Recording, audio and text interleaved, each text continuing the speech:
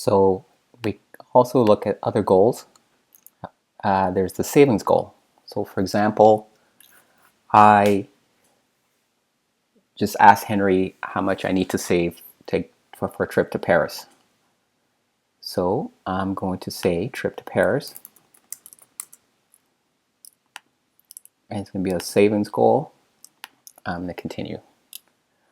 So this is my trip to Paris.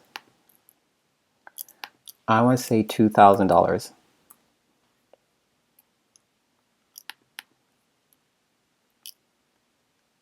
And so it's telling me that based on my cash flow, it's going to take me 2 months to save for the trip to Paris.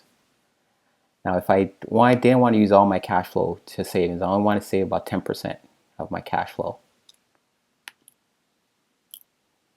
Now it's going to take me about 5 months, or 5.5, maybe 6 months to get to my savings goal.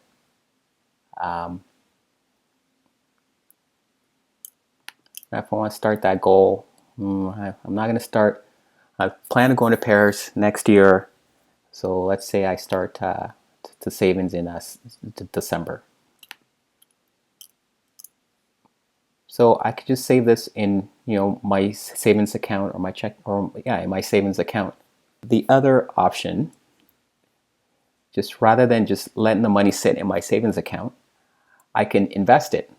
So I can invest it, this $462, which is what I would be saving in my savings account. I'm going to invest that instead. So what if so that's what this thing shows you. It's kind of like a what if scenario. So what if I took this $462 and I invested in the high yield ETFs, which has returned about 60%, for example. Then it would only take me 0.3 of a year. What if I invested in the stock market? Obviously, this is without fees and all this other stuff, but then it would take me just slightly more.